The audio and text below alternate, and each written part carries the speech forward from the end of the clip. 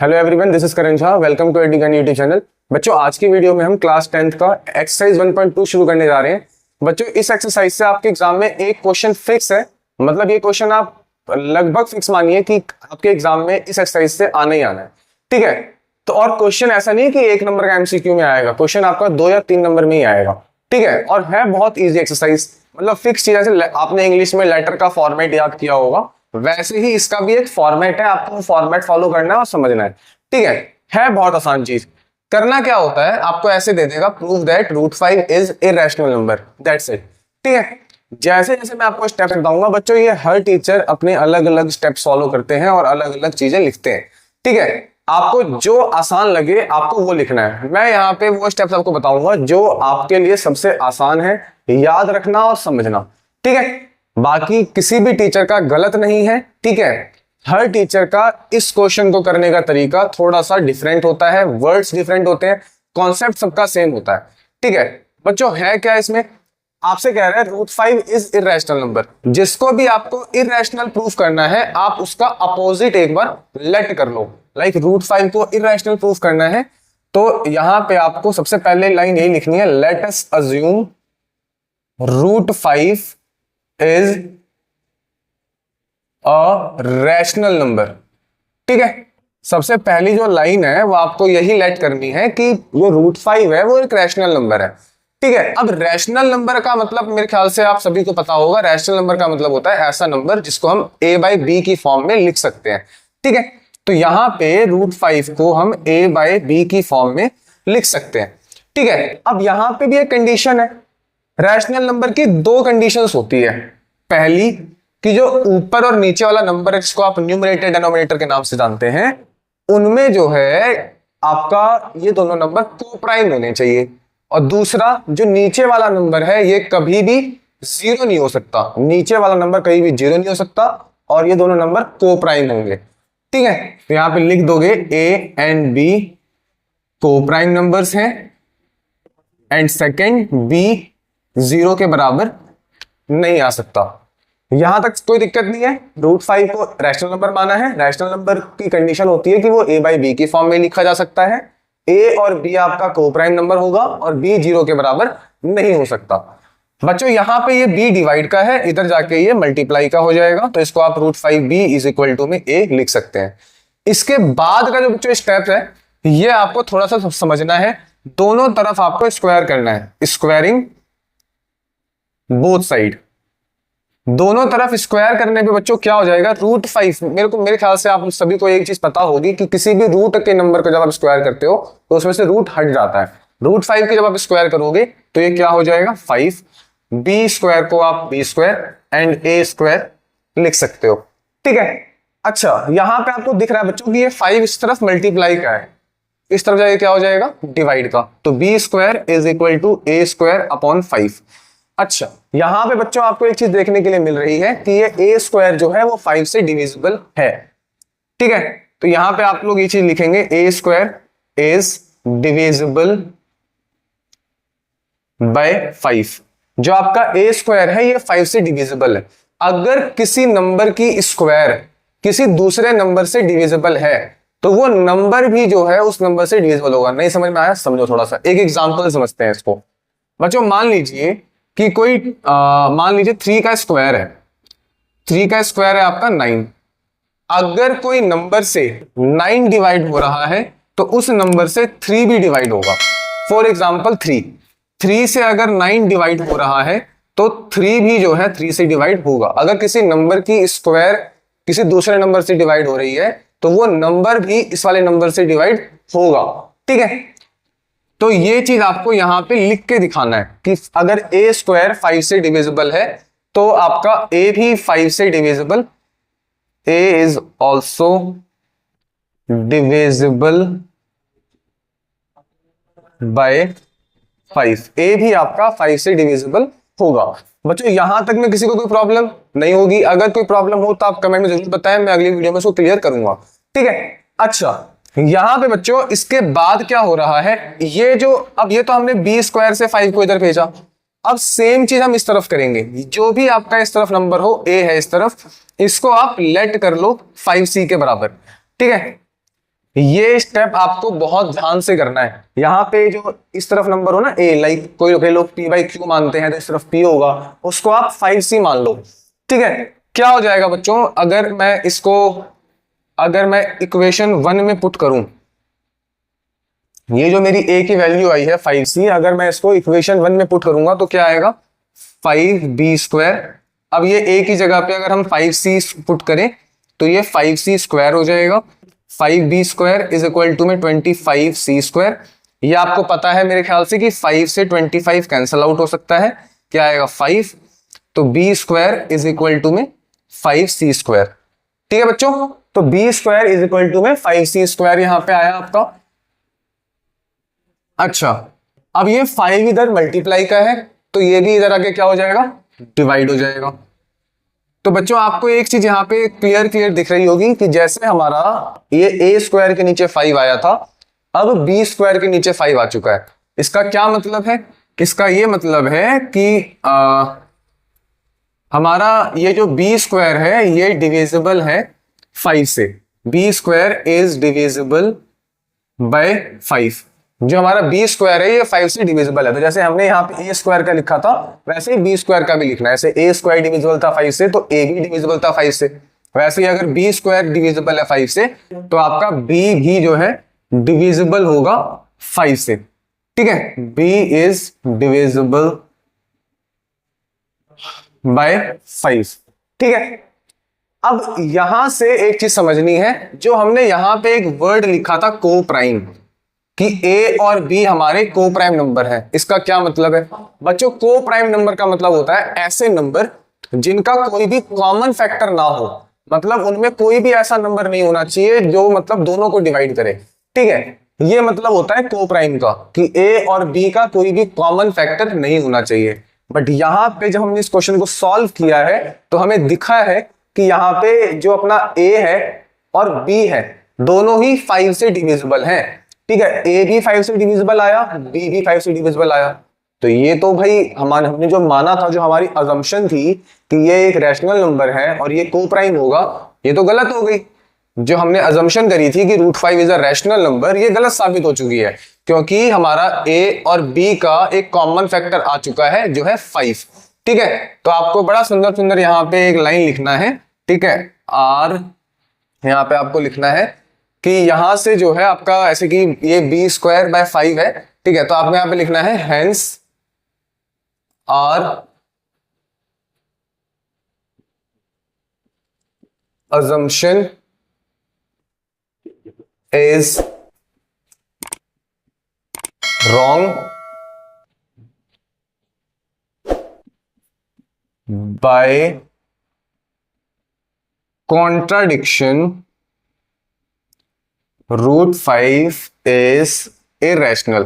तो हमने जो माना था वो चीज गलत साबित हो गई है।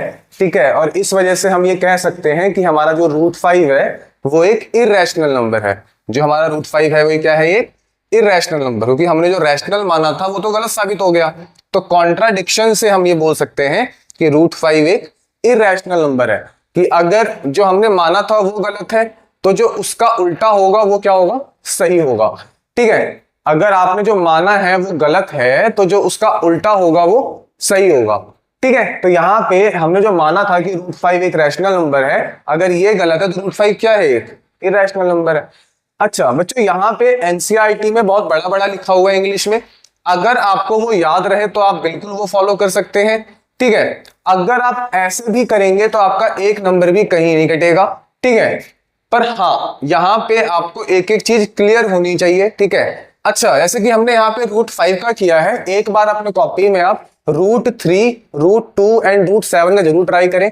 ठीक है, और अगर आप कहीं किसी स्टेप में रुके तो आप कमेंट में जरूर बताएं, मैं वो स्टेप दोबारा से जो है आपको क्लियर करूंगा। बाकी यहाँ पे जहां जहां आपको √5 दिख रहा है वहां वहां पे आप 2 रख देना, 3 करोगे तो 3 रख देना, 7 करोगे तो 7 रख देना, बस डिजिट चेंज करनी है आपको। फॉर्मेट हर क्वेश्चन में यही फॉलो करना है। मैं फिर कह रहा हूँ ये क्वेश्चन 3 नंबर का या 2 नंबर का जरूर आता है, हर साल आता है एग्जाम में, तो आपको ये बहुत अच्छे से समझ के करना है। बच्चों एक बार आप लोग ये चीज ये नोट करो, फिर अगला क्वेश्चन ट्राई करते हैं इसका। हाँ जी बच्चों, अगला जो क्वेश्चन है आपका, ये क्वेश्चन नंबर 2 है, 3 + 2√5 इज इरेशनल नंबर। ये प्रूफ करना है। वहां पे सिंपल था √5, यहाँ पे 3 + 2√5 है। पर बच्चों इसको करना लास्ट वाले से ज्यादा आसान है, इसमें स्टेप्स थोड़े से आपको कम है, ज्यादा ध्यान रखना है, मतलब ज्यादा मुश्किल नहीं है, ठीक है। अच्छा, पहली लाइन तो आपको वही लिखनी है, लेट अस अज्यूम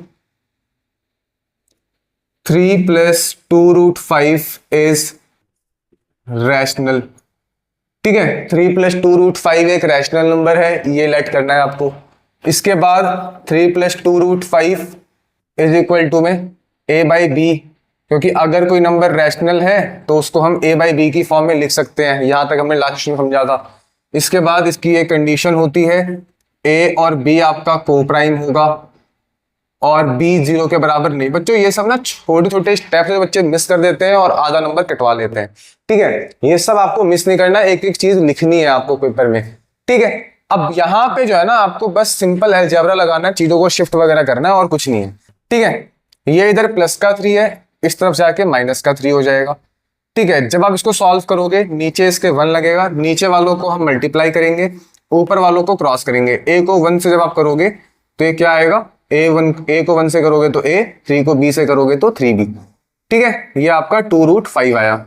अब ये 2 इधर मल्टीप्लाई का है, इधर जाके क्या हो जाएगा बच्चों, डिवाइड हो जाएगा। तो ये √5 इज इक्वल टू में a - 3b अपॉन में 2b।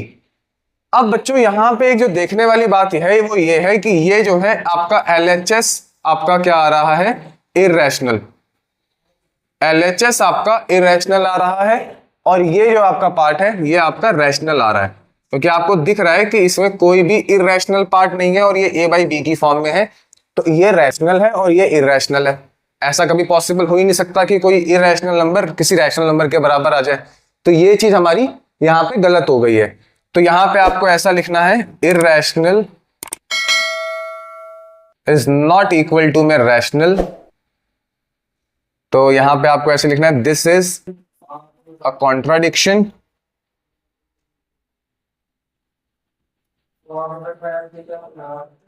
और assumption is wrong, therefore 3 + 2√5 is an irrational number, ठीक है। बस इतना सा क्वेश्चन है बच्चों ये, ठीक है। मैंने इसलिए बोला था कि जो लास्ट वाला क्वेश्चन था उससे इजी है, इसमें बस आपको नंबर्स को शिफ्ट करना है, एक लास्ट स्टेप तक लेके आना है, फिर इरेशनल रैशनल के बराबर नहीं आएगा, ये आपका एक कॉन्ट्राडिक्शन आ गया, मतलब जैसा होना चाहिए था वैसा आया नहीं, मतलब एक गलती है, मतलब जो हमने अजम्पशन करी थी वो अजम्पशन रॉन्ग है, गलत है। और अगर हमारी अजम्पशन गलत है मतलब ये रैशनल नहीं है, इर्रेशनल है। बस इतना सा स्टेप है और इतना आपको याद रखना है, ठीक है बच्चों। एक बार इतना नोट करिए, फिर अगला क्वेश्चन करते हैं इसका ट्राई। बच्चों अगला जो क्वेश्चन है वो इसका थर्ड क्वेश्चन के जो 3 पार्ट हैं, जिसमें से एक पार्ट हम आज डिस्कस कर रहे हैं, 2 पार्ट इसके अगली वीडियो में करेंगे डिस्कस, ठीक है बच्चों। ये भी मतलब सेम इसकी तरह ही है, ठीक है, बस डिजिट्स चेंज हो गई है, बाकी है क्वेश्चन बिल्कुल ही सिमिलर सा, स्टेप सेम ही फॉलो होने हैं। आपको कह रहा है 1/√2 एक इरेशनल नंबर है, ये प्रूफ करो। तो कैसे करना है, सेम वही स्टेप फॉलो करनी है। Let us assume 1/√2 is an rational number. अगर ये एक रैशनल नंबर है तो ये आपका a/b के बराबर होगा, जिसमें b ब्रैकेट में आपको वही स्टेप लिखने हैं कि a एंड b आपके को प्राइम है और b जो है वो 0 के बराबर नहीं है। इसके बाद आप इसको जब क्रॉस करोगे तो ये आ जाएगा b और ये आ जाएगा √2a। जब a इधर जाके मल्टीप्लाई होगा तो ये b/a हो जाएगा और ये आपका √2। बच्चों क्या क्या समझ में आया, अगर इज इक्वल टू के निशान के दोनों तरफ फ्रैक्शन होता है तो हम उसको क्रॉस करते हैं। b को 1 से मल्टीप्लाई करोगे तो b आएगा, a को √2 से मल्टीप्लाई करोगे तो √2a आएगा। ये मल्टीप्लाई का a था, मैं इसको इधर ले आया, डिवाइड का a हो गया, ठीक है। अब बच्चों यहाँ पे भी वही चीज हो रही है, ये रैशनल है और ये आपका इर्रेशनल है, ये रैशनल है और ये इर्रेशनल है। तो जब रैशनल और इर्रेशनल आ जाए इज इक्वल टू के निशान के दोनों तरफ तो वो चीज पॉसिबल नहीं होती है। आपको सेम ये जो लाइन हमने यहाँ लिखी है वही सेम लाइंस आपको वहां पे भी लिखनी है, कि rational is not equal to में इररेशनल।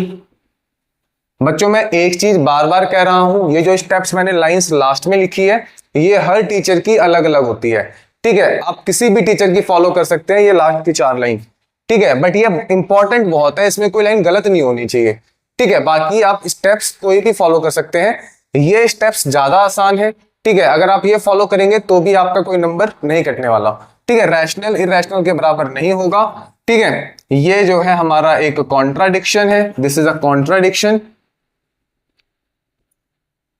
जो हमारी गलत अजम्पशन की वजह से आया है, ठीक है। आर अजम्पशन इज रॉन्ग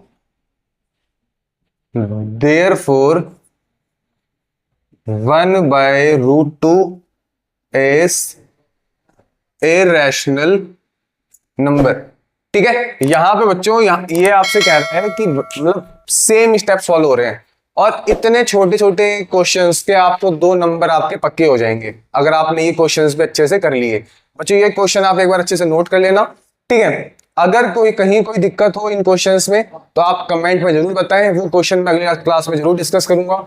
बच्चों ये चैप्टर की अब एक वीडियो और अपलोड होगी, एनसीईआरटी के क्वेश्चंस हमारे कंप्लीट हो जाएंगे, उसके बाद हम इसके प्रीवियस ईयर क्वेश्चन करेंगे, ठीक है। अगर आपका कोई क्वेश्चन है तो आप कमेंट जरूर बताएं, वो हम अपनी वीडियो में जरूर डिस्कस करेंगे। अगर ऐसा कोई क्वेश्चन है जो आपको नहीं आया, एनसीईआरटी से बाहर का क्वेश्चन है, तो आप कमेंट में जरूर बताएं, ठीक है। या दिए गए जो नीचे हम नंबर मेंशन करते हैं डिस्क्रिप्शन में, आप उस नंबर पे भी क्वेश्चंस आप भेज सकते हो, या नोट्स वगैरह के लिए, स्टडी मटेरियल वगैरह के लिए आप कांटेक्ट कर सकते हो, ठीक है। सारी की सारी जो जितनी हेल्प हम आपकी कर सकते हैं उतनी हेल्प करने की हम पूरी कोशिश करेंगे, ठीक है। अगर आपने उस नंबर पे मैसेज किया तो आपको जो भी हेल्प की रिक्वायरमेंट है आपको वो हेल्प मिलेगी, ठीक है। बच्चों चैप्टर बहुत इजी था, ठीक है। अभी इसके जो 2 क्वेश्चन है वो भी सेम इसी तरीके से होने हैं, आप ट्राई भी कर सकते हैं, बाकी मैं वीडियो पे करवाऊंगा भी, ठीक है। और साइंस का हमने केमिकल रिएक्शन जो इक्वेशन चैप्टर है वो भी हमने स्टार्ट कर दिया है, ठीक है। वो उसकी भी वीडियोस आपको जल्दी मिलनी शुरू हो जाएगी, ठीक है। बच्चों मिलते हैं अगली वीडियो में, तब तक के लिए थैंक यू, गुड बाय।